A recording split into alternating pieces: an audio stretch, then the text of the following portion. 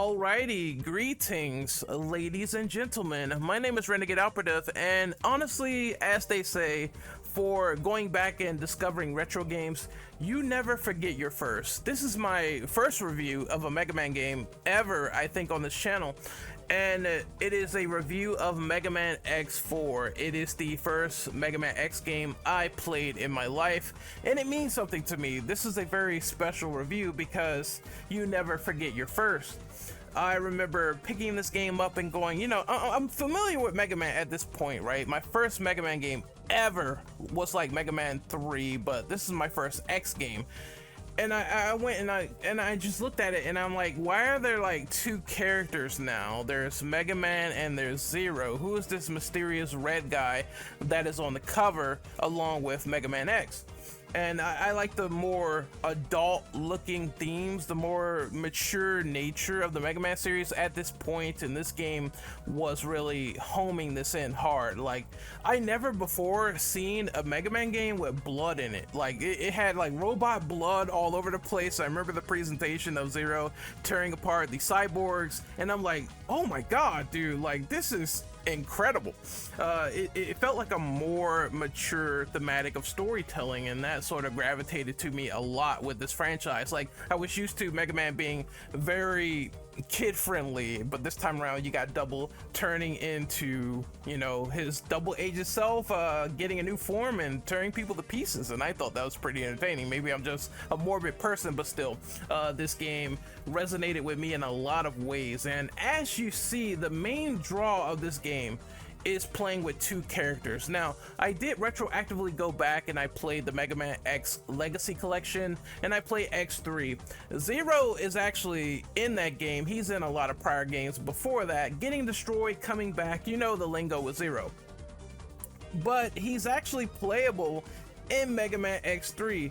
However, the problem is, playing with Zero in that game, he's a very glass cannon character. I think you mostly just use him to get the Z-Saber for X after encountering a certain Reploid, and he gets damaged, and then you get Zero's Z-Saber for the rest of the game. When Zero dies in a traditional level, you cannot summon Zero ever again in Mega Man X3, and I always thought that was a big criticism of that game. Why are you giving me a very cool character to play as, fight with, etc., and then if I die, if something happens, I fall into a pitfall or something, then I cannot play as that side character ever again? Mega Man X4 was trying to learn from mistakes, and the mistake was we can't ever do that bogus crap in the past ever again, so we're gonna go ahead and make Zero his own full-fledged character in the campaign. And I'm going to talk about Zero first. Zero is a very short-range character. Of course, he has the Z-Saber. He initially had like a buster as well, the Z-Buster, but they took that away, so they decided to say, oh, well, he only has the sword now. They bring it back in later iterations to my memory. I think it is in X5, and is it in X6? I believe it's in X6 too. So he just has a sword, and you're running around and you're mowing down enemies, and there is a sort of push and pull, like there is a closer pressure to get closer to the enemies and try to slash them to pieces, and you have to really be mobile and you have to really watch out for attacks. To compensate for like Zero's shortcomings, because it's a little bit more, he also has like no armor in the game whatsoever compared to X, so he doesn't get the armor pieces. But honestly, after playing the game for so much, I feel like he really didn't need them. It gets cooler in the future, but he doesn't need them. Instead, he has like techniques where he learns from the bosses just like Mega Man does, and he gains like certain abilities, like you are able to dash and slash people, you are able to do what is essentially, the air dash, and you're able to do other things as well. Like he can punch his fist into the ground and projectiles will fly all over the place and strike certain enemies. You could also do a flaming uppercut as well with his sword, and you can also do a downward motion with his sword, which turns his sword into ice, and you can freeze your enemies and destroy them. Very interesting techniques. Like, It's definitely a far cry from the usual because you're used to Mega Man just shooting people with certain abilities and certain stuff. This time you're actually learning certain techniques as you go and you're applying them distinctively to battle. And Zero has the coolest story in this game because I believe it is the first discovery of him being, these mystery origins have the veil pulled back from them, and you see that Zero is someone that Dr. Wily created in order to destroy most of Light's creations and have that as the most destructive and dangerous Reploid ever created. He basically embarked and put his own persona into Zero as his own personal god of destruction. This is one of the things I quoted from Reddit, and I believe it actually fits Zero's character. But they show in the story that Zero kills mostly everyone entering Wily's fortress, and then Sigma comes in. Sigma at this point is a leader. He's confident to test his abilities. He's like, where's that red Maverick that wiped out Gamba's unit? He goes into Wily's lab, I assume, and then him and Zero have a chaotic battle. Zero at this point is wild, ferocious, and dangerous. He wants to kill and destroy at all costs. Sigma in this battle is beaten very, very severely, and then Zero's about to rip his head off, and then the W flashes on his head, and you see once more the origins of the creation. Sigma punches him, and then he gets infected with the sense of destruction that Zero has, and that sets up the entire franchise of Sigma wanting to destroy, wanting to go out there and cause chaos and misery. And it's a far cry from what it used to be, and you see all this bad programming come back into the series. They set it up really well here, and they have this cool animatic of cutscenes with anime inspired motion, and it's pretty awesome actually that they went in and they decided to do this. Zero's story is compelling for that reason. You care a little bit more about some of the side characters. They throw in a little bit of a love subplot. Now granted, I'm going to talk about the voice acting here. The voice acting in Mega Man X4 is, for lack of better words, is kind of atrocious. It's not really the greatest thing in the world at all. It's very, very cheesy. It's very like off kilter terrible. You have the famous line, "No, what am I fighting for?" And it's like, oh my god, I don't understand what, like, voice acting just wasn't there yet, man. This is back in the days where, RE2 was gonna come out like a year later. It gets a little bit better, and then RE3 is like probably the apex of that original trilogy when it comes to voice acting. But we're still getting off the cusp of RE2, and it just wasn't there yet. And I heard like one of the Mega Mans on PlayStation, they also decided to have like voice acting, and it also was not good. This is not good. That being said, I'm pretty sure if it was made in these times, then the voice acting would be significantly better. They would take it more seriously, but come on, it was not well done. I know people complain about the fact that X sounded like a little girl, Zero sounded like a very bored surfer dude, but it's still like, I would say there are cool moments where the characters talk, and when they get like damaged enough where their health is like at yellow, Zero will say something like, "Oh, it's not over yet," or X will say, "It's time to get serious." So they try to place that into the characters, and again, now if you don't like it these days, at least they gave you the option in Legacy Collection to revert to the Rockman versions in Japanese, where clearly it's gonna sound a lot better than anticipated.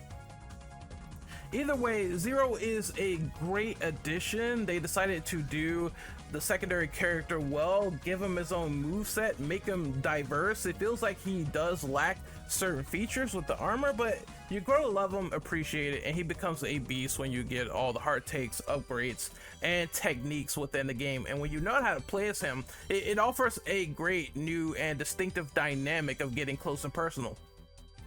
As for X, who is the title character here, he's more or less the same from previous Mega Man games. If you've played as Mega Man X before, you know what to do. You know, charge shot, or you do shots from long range, medium range, but he kind of fails at being very, very close because X gets like tagged immediately while you're doing charge shots, and charge shots is kind of like a risk and reward. Of course, naturally you have to wait to charge the shot to get more damage, but the enemy might still be coming at you and you have to dodge and evade, and it gives you like a little bit of strategy there.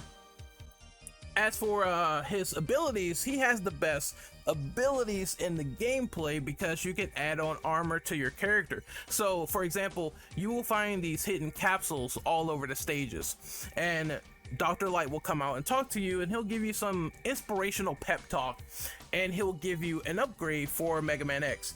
You will get upgrades like parts on your legs, parts on your chest and your head, and these armor upgrades will give you a lot of distinctive combat abilities as you go along. For example, if you get the leg parts, you are able to dash in the air and you're able to have a couple of seconds of flight.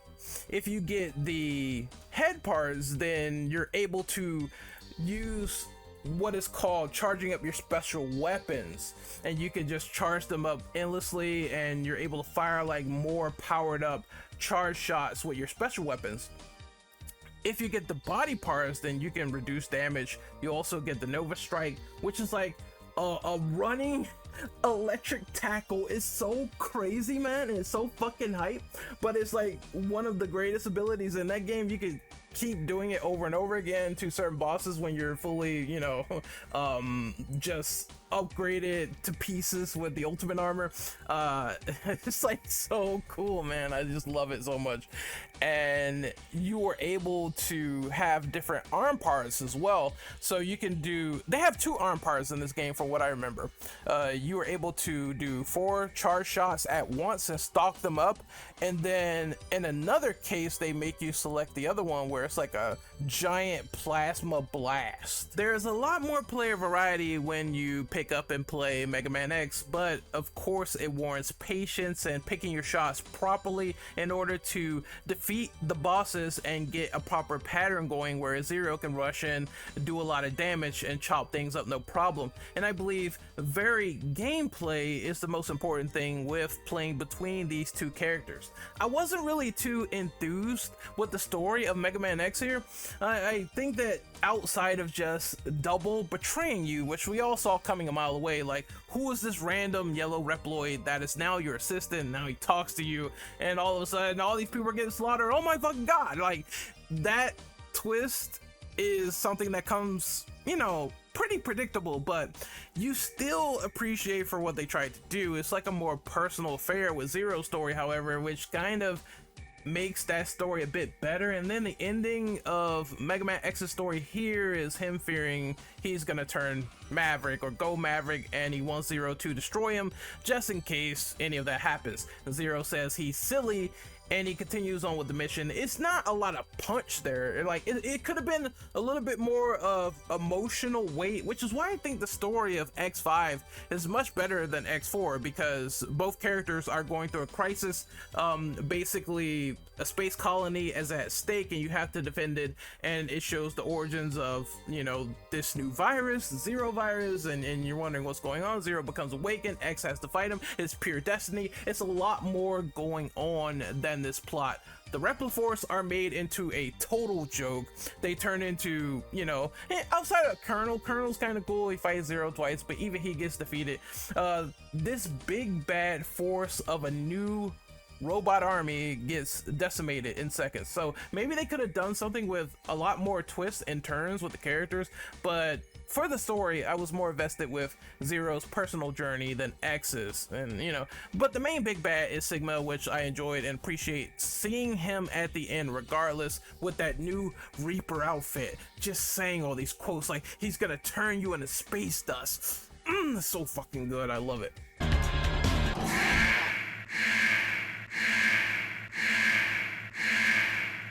Prepare to become space dust!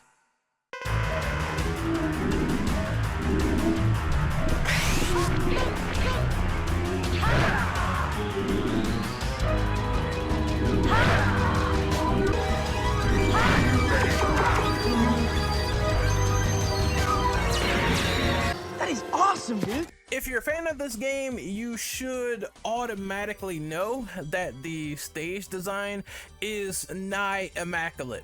It's fair, it feels balanced. It's not like they just put in a bunch of pitfalls in order to really get the players on their toes and everything. It feels like it's rewarding when you actually complete it. They got ride chaser segments now, where you're riding through the stage and it's like an auto scroller and you're trying to jump and avoid things. There is a giant freighter that's like a battleship almost, where it's destroying things in the process with lasers and you're trying to jump and evade them. There's also a stage where it's like a moving train and you're moving around and you're trying to not only fight all the enemies there, but you have to destroy sub-boss trains like that will fire lasers at you, and you have to get close and do things and do damage while also avoiding it and avoiding the gap in the middle of the stage so you don't fall in and die automatically. It's a lot of, you know, I would say it's trial and error galore. It is a bit of trial and error, but it is a lot of application to learning where to jump, where to go, how things are coordinated. I felt like this is one of the more fair Mega Man X games compared to some of the older ones or either the newer ones. This is a lot more fair than Mega Man X8, that's for sure. Holy Jesus, we'll get to that, but still. And there's almost a visual awe with the stages, and with that awe comes the music, and the music is perfect. I can't explain it any other way. You just have to go out there, type in Mega Man X4 OST, and you're gonna be satisfied with a lot of the tracks that you really hear in this game. They really knocked it out of the park with the presentation. It's by far one of the best elements of this game to match along with the fundamental gameplay. What do I think about Mega Man X4 overall? Definitely one of the more entertaining and reinvigorated X games to come out after the SNES. They decided to learn from their mistakes and realize that for the PS1 we got to step it up. Making two playable characters was a nice choice, and it only got better from here. The only thing that I kind of really don't like is some of the voice acting, definitely, and I also didn't like the fact that, well, it could have been a lot more meat on the bones here for replay value and maybe a little bit more unlockables, you know, but it's a fresh start still, and I rather enjoyed this experience from start to finish. I give Mega Man X4 a 9 out of 10.